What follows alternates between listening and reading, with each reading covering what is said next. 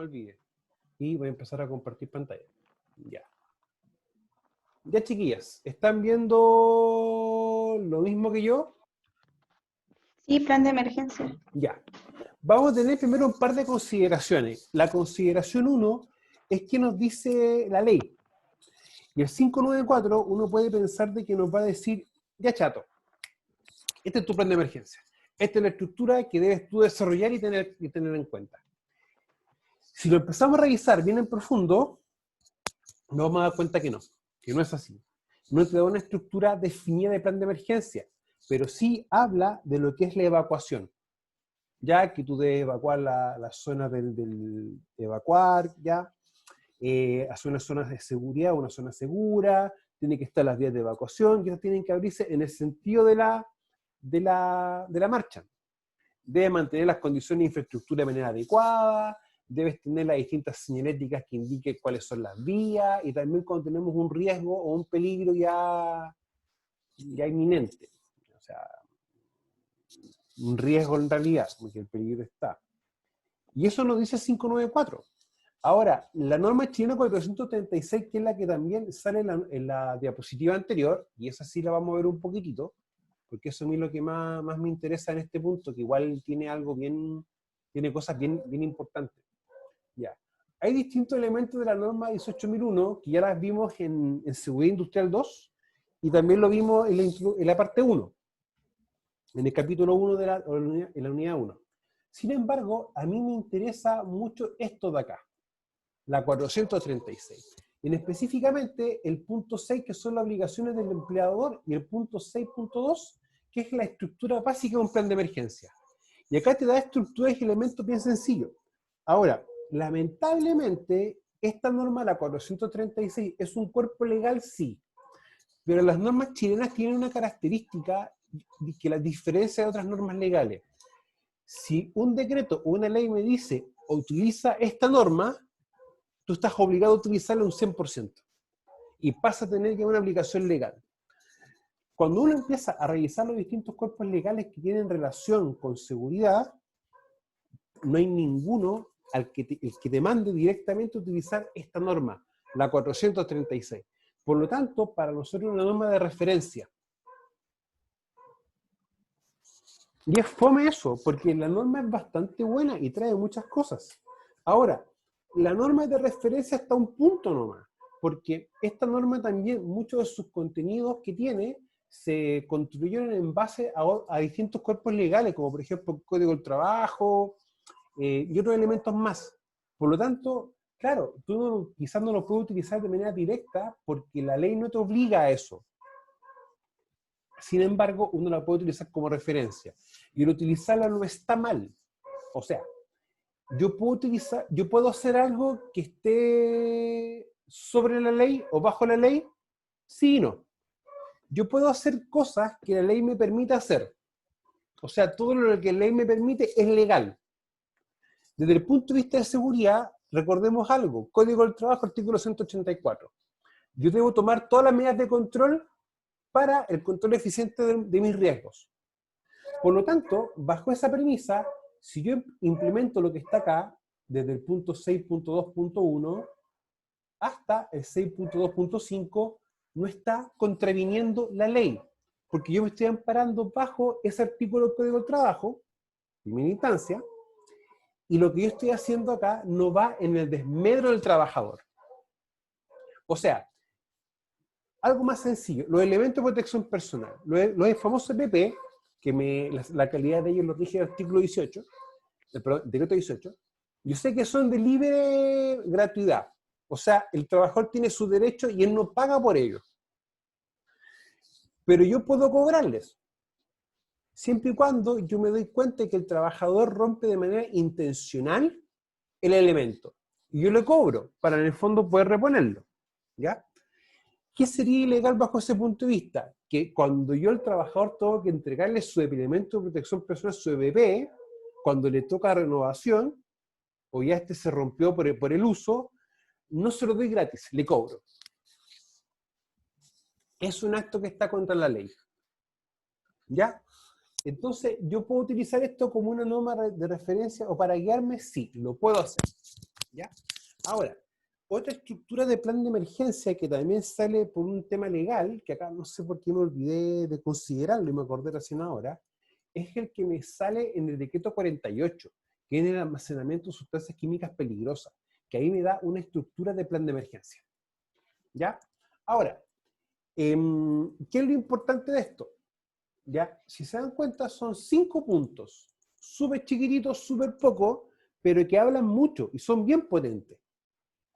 6.2.1, en todo lugar de trabajo se debe mantener un plan de emergencia, en el cual se estipulen las medidas a adoptar por parte de todos los trabajadores de la empresa en caso de siniestro tal como incendio, sismo, emergencia química tóxica, inundación, etc. Ya, ¿qué es lo potente de esto? Que me obliga a que la empresa y todos los trabajadores deben tomar medidas de control o una medida para poder trabajar la emergencia. Y también me da una definición de cuáles podrían ser las emergencias. ¿Ya? O sea, ya me las define.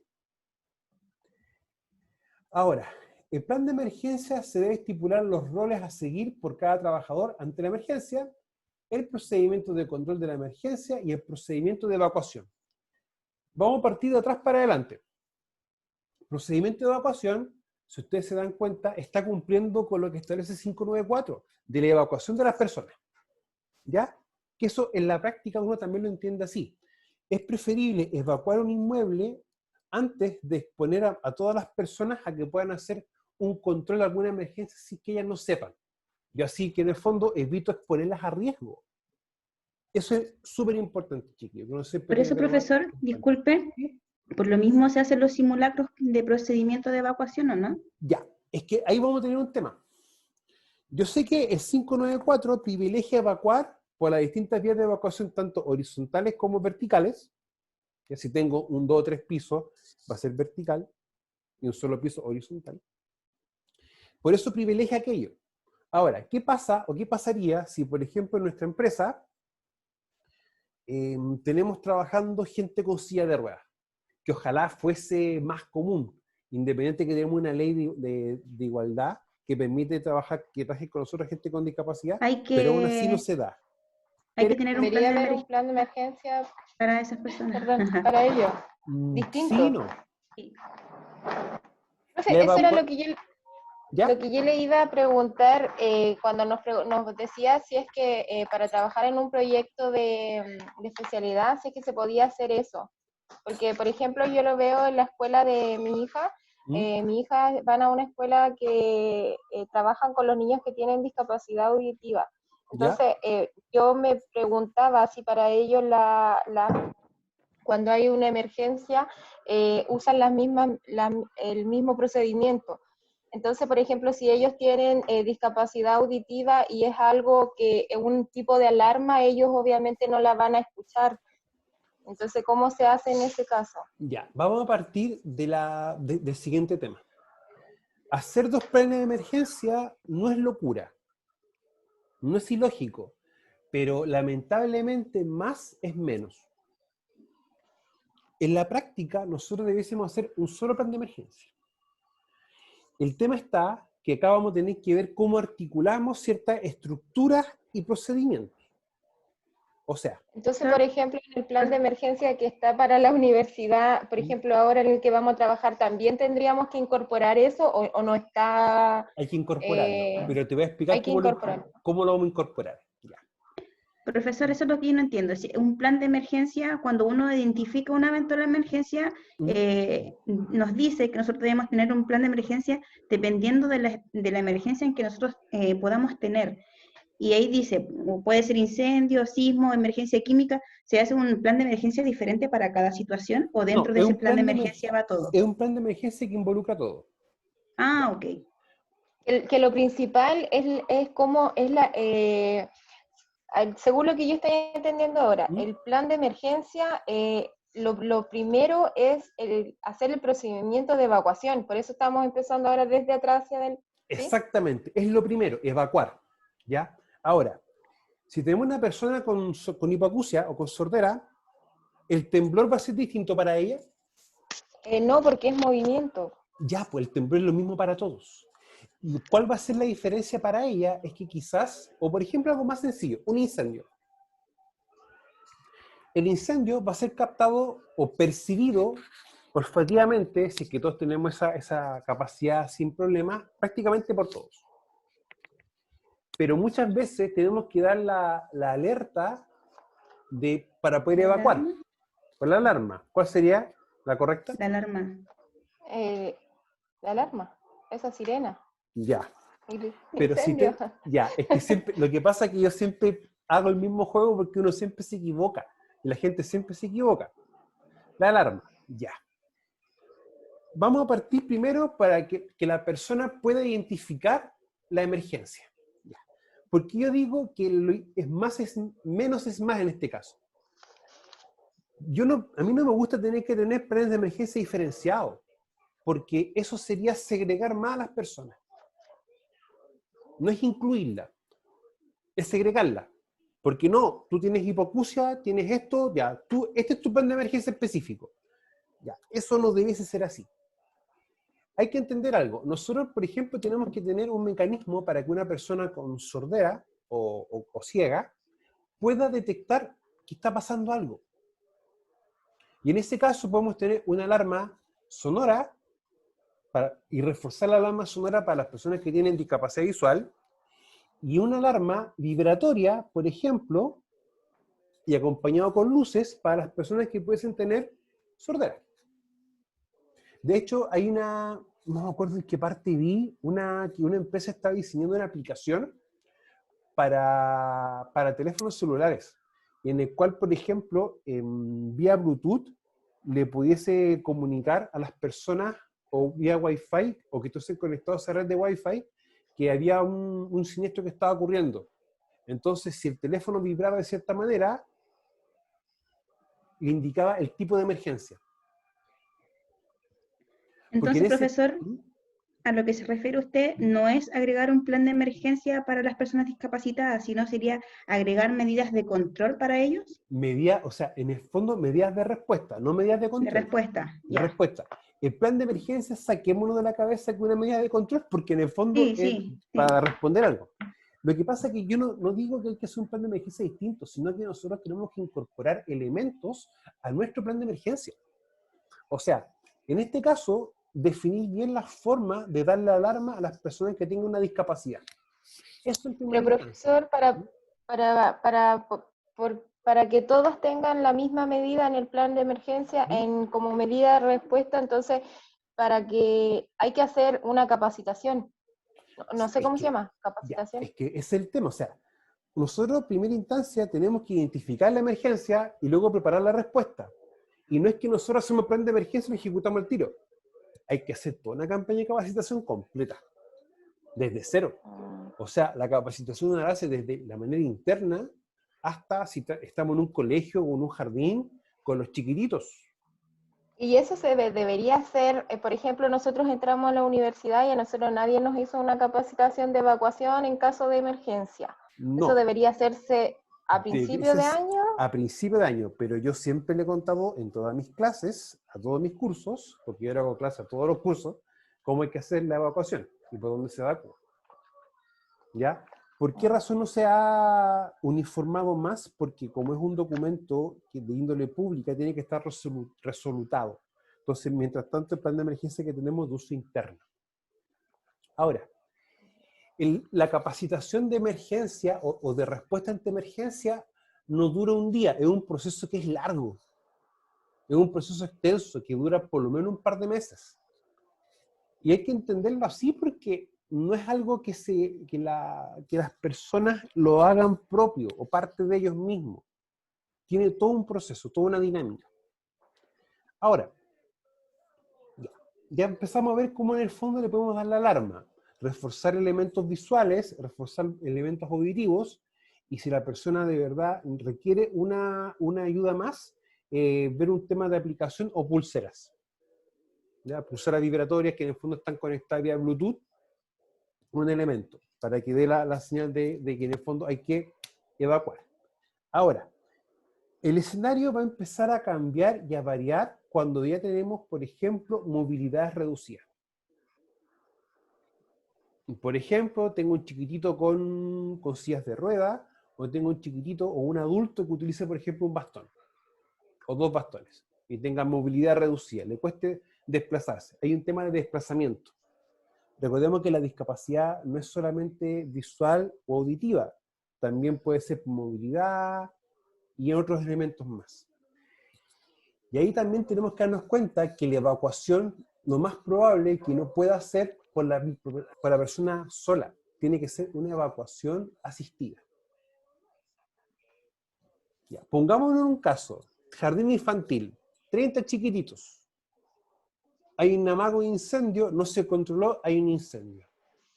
Pregunta, ¿cómo puedo yo evacuar a 30 pequeños que estén de la edad de los 6, 8 meses a 3, 4 años? De la mano. Creo que para ellos, así como asustarlos, no sería como lo más apropiado, entonces habría que hacerlo como en ellos todo juego, entonces habría que buscar como la opción de hacer como que fuera una cuncuna, no sé. Sí, ya, es que eso es el tema. En ese aspecto tenemos que llevarlo a juego, porque los niños van a entender de esa manera, de esa forma. Ahora, en este caso, la evacuación va a ser un poco distinta, porque no difícil, distinta. Porque en la práctica los niños no son autónomos, son dependientes. O sea, un niño de 3 años yo no le puedo decir, ya, pesca tu mochila, coloca las cosas dentro y camina hasta la puerta y después dobla a la derecha. No le puedo pedir eso. ¿Ya? Sin embargo, acá nosotros tenemos que ver bien el medio para poder evacuar. Y en este caso podría ser, por ejemplo, cunas reforzadas con rueditas, ir colocando a los niños y, por ejemplo, en el protocolo, que cada tía o asistente se encargue de una cantidad específica de niños y llevarlos hasta un punto o una zona de seguridad. Esa podría ser una forma o un camino, o una vía para poder hacerlo. ¿Ya? El tema de emergencia, siendo bien franco, es un tema bien amplio, bien grande, y da para bastante. Pero uno tiene que ir poniéndose en esos casos. Por ejemplo, tengo un colegio, y en un colegio voy a tener 2 panoramas, con estudiantes y sin estudiantes. Por lo tanto, el plan de emergencia 1 es cuando tenemos solamente los funcionarios, apoyo a la docencia, etc. Y otro panorama completamente distinto cuando, por ejemplo, tenemos estudiantes. O sea, en el caso de cuando estamos con Costanera y con Ramírez, trabajando full, esa era una de las diferencias. Una cosa es distinta en la mañana, otra cosa distinta es en la tarde y otra cosa distinta en la noche. Y ahí viene un concepto que en la diapositiva, en lo que dice plan de estructura, flujo de ocupantes. ¿Ya? Que el flujo de ocupantes o la cantidad de personas que yo pueda tener me va también a dificultar o colocar como ciertos límites o restricciones a la evacuación. ¿Ya? Por lo tanto, uno tiene que empezar a ponerse como bien... ¿Cómo explicarlo? Es como colocarse bien en los distintos escenarios posibles. ¿Ya? Por eso es un tema. ¿Y es algo sencillo? No, no, para nada. De hecho, por ejemplo, a mí me tocó tener que revisar y confeccionar, no yo solo, sino con más gente, planes de emergencia para interior mina, por ejemplo. Yo no soy experto en seguridad minera, pero tampoco soy experto en minería, no soy ingeniero en minas. Yo no manejo, por ejemplo, métodos de explotación y una serie de parámetros que son parámetros técnicos. Y un día me piden, por favor revisa, en realidad hace plan de emergencia para mina. Primero que todo, yo dije, yo solo no puedo. Porque acá tenemos una condición distinta a una condición habitual. Y ahí tenemos un tema con eso. Entonces, en ese caso, muchas veces los planes de emergencia, como uno, o la respuesta que uno va a dar, y tiene que también ser acotado a la situación y al contexto en el que estamos trabajando y estamos viviendo.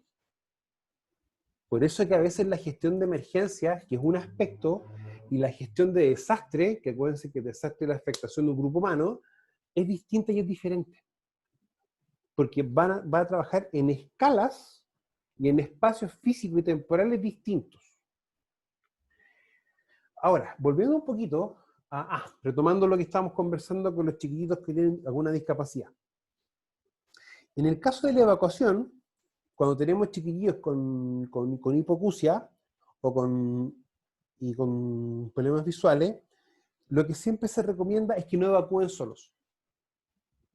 Que no evacúen solos, que siempre lo hagan en conjunto con un adulto o con un asistente. Una vez me tocó ver un caso bien, bien bonito. Había un colegio con varios chiquillos con discapacidad. Y habían dos chiquititos que usaban silla de ruedas. Y estaban haciendo un simulacro de evacuación, era por sismo. Y en el curso lo primero que hicieron los chiquitos no fue preocuparse de ellos salir, sino que los chicos empezaron unos cuantos a abrir las puertas y otros más empezaron a ayudarlos a salir en silla de ruedas, a salir de la mesa con su silla de ruedas, y empezaron a ir a la zona de seguridad. Ellos mismos se agruparon y se organizaron para poder hacer la evacuación. Y yo quedé así como que ¿qué? ¿Perdón? Y chiquititos con 5, 7, 8 años más o menos de edad. Entonces, hay temas a veces con eso, ¿ya? Y hay un tema ahí de inclusión, porque para un chiquitito, que un compañerito tenga problemas físicos o problemas cognitivos o un tema con su visión o con su audición, para un niño no es tema. Lo hacen parte de su mundo. ¿Ya? Por eso el tema para mí, por eso a veces como que me lo han preguntado. Oye, pero necesito tener 2 planes de emergencia distintos. Y yo, ¿pero por qué? Es que tengo gente con discapacidades. Pero, que yo toman agua verde? ¿Qué cosa? ¿No duermen? ¿Son personas distintas que tú que yo? Nunca hay que hacer cosas separadas, sino cosas integradas. Y eso es importante, chiquillas, siempre. Ahora, los procedimientos vamos a tener que adecuarlos en sí. ¿Ya? Porque no es lo mismo poder evacuar a una persona con silla de ruedas que una persona que tenga movilidad reducida y esté utilizando bastones. Ahí vamos a tener esas diferencias, y no son diferencias menores en el tratamiento. Ahora, vamos a ver un poquito a lo que es la parte teórica, antes que me olvide. ¿Ya? El procedimiento de control de emergencia va a estar en función de los tipos de emergencia que yo pueda tener. O sea, distinto es si tengo una electrocución, distinto es si tengo contacto con sustancias químicas, ya sea líquidas, sólidas o gaseosas. Distinto va a ser si tengo un contacto o tengo un riesgo de incendio. Emergencias distintas, el procedimiento de control para esa emergencia es específico. ¿Ya? O sea, en primera instancia yo me preocupo de la evacuación, y en segunda instancia, o en paralelo a lo que estoy evacuando, me preocupo del control de la emergencia. ¿Ya? Ahora, cuando uno ¿Qué es dice... lo que del control de la emergencia? Sí, es que eso es importante. Lo que pasa es que la evacuación o que los lugares queden sin ocupantes, sin personas, créeme que para poder controlar una emergencia, en muchos aspectos, es mucho más sencillo.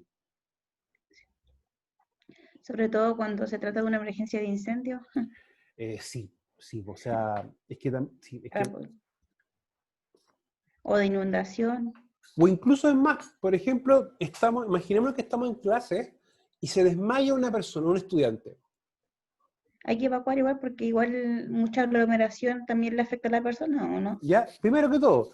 Y segundo, evacuar y automáticamente despejar todas las vías y todas las entradas y todas las salidas, las puertas abrirlas, para poder favorecer o facilitar, por ejemplo, el ingreso de un equipo de emergencia, como SAMU, por ejemplo. Uh-huh. ¿Ya? O sea, en ese caso la evacuación también tiene ese objetivo. Y ha pasado. ¿Eso vendría siendo como el control de la emergencia o vendría siendo como el procedimiento?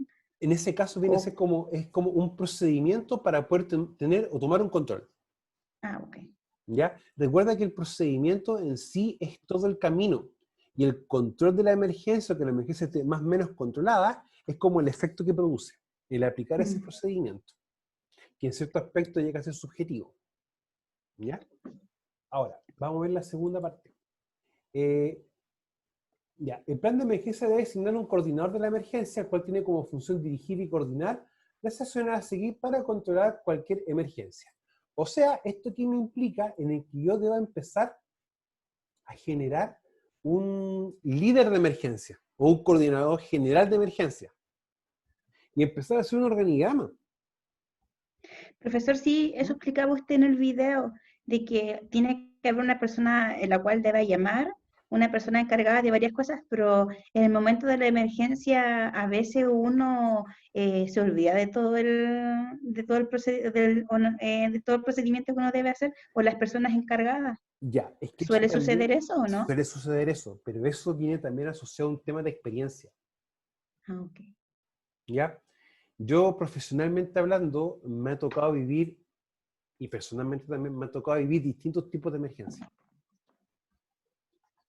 Y me ha tocado también estar en simulacro, me ha tocado estar dentro en interior mina, con sismos, con estallidos de roca, con caída de planchones, varias cosas así. Y la primera vez que uno le sucede, uno queda en blanco, queda así como que... Pero a medida que tú vas conviviendo con eso y te van sucediendo distintas emergencias, como que ya se empieza a producir cierto como acostumbramiento de la persona y empieza como más o menos a manejar los distintos procesos o elementos asociados a una emergencia. Eso tiene más dado por la psicología de la emergencia. Y eso va a ser así, y es así. Ahora, no es bueno que, o sea, no, por lo que digo hay que tomarlo con alta altura de mira, pero yo trabajaba en condiciones y en situaciones de alto riesgo. O sea, imagínate estar en una camioneta que tú la vas a hacer partir y de repente no ves nada, porque detrás de tu camioneta cae un planchón de 1 metro por 1 metro y de este ancho. O de repente tú estás trabajando, piensas que está moviendo un equipo y hay un temblor. Y empiezas a ver el techo de la caja, de la mina, y te das cuenta que está cayendo roca. No son cosas habituales y normales. Y de hecho es algo desconocido. Por eso es importante entender de que hay siempre un tema a lo desconocido, que es un miedo, un temor a lo desconocido. Ya, profesor. Y con respecto a eso, ¿preparan psicológicamente a esta persona, a un coordinador de emergencia? Sí, lo que pasa es que cuando uno empieza a trabajar con psicología de emergencia, uno empieza a hacer esas labores. En la práctica, las capacitaciones siempre van a estar más que nada abordadas a la respuesta, o cómo da la respuesta. Pero desde el punto de vista psicológico, se está como al debe, en muchos aspectos. Ahora se está trabajando un poco más lo psicosocial, pero por un tema de que es una obligación legal, por los distintos protocolos psicosociales. Pero hay algunas empresas que están trabajando, por ejemplo, con psicólogos, que entienden que la prevención de riesgo pasa mucho por eso. Pero no todos lo ven así, o no todos lo entienden así. Entonces, para mí la psicología y prevención de riesgo van completamente de la mano. Ya, porque en el fondo uno tiene que a veces controlar el actuar humano. Y eso sí que es difícil y es muy complejo. Y todo viene desde acá. Sí. Pero desde el punto de vista laboral, la parte psicológica está muy al debe. Muy al debe. Muy al debe. Más de Sí, lo que porque hay uno personas piensa. que en un momento de la emergencia ellos desesperan y pierden totalmente el control. Sí. O sea, Mira, a ver, déjame ver una cosita puntual que tengo acá como para poder compartirles algo. Ya, antes que me alcanzan los olvide. 2 minutos porque nos quedan dos Sí, no, minutos. pero de hecho vamos a hacer un enlace nuevo para conectarnos, ¿ya? Ya. Terminamos esto y hago un enlace que sea 10 para las 6. Demos unos 5 minutitos. ¿Ya? Pero Ya. mientras tanto, veamos una cosa acá puntual.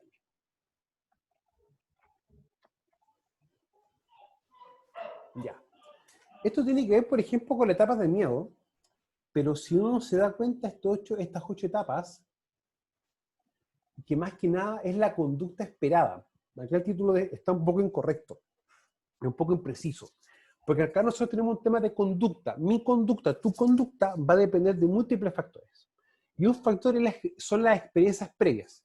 Cuando uno quiere empezar a ver eso, uno tiene que empezar a tener en cuenta estos elementos que están acá, que vienen un poco más orientados a lo que es la psicología de la emergencia.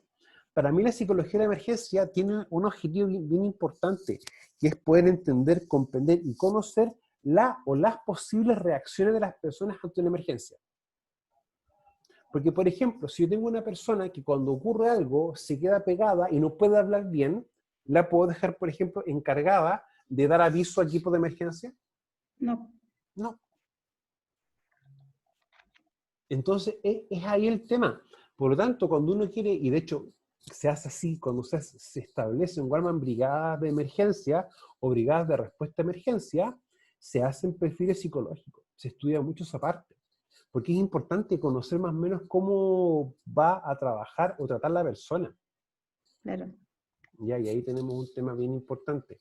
Pero mira, ocurre algo, uno hace una evaluación personal, ya que esta evaluación va a depender de múltiples factores. Si eres papá, eres hijo, trabajas, no trabajas, eres joven, no te han ocurrido experiencia, una serie de elementos.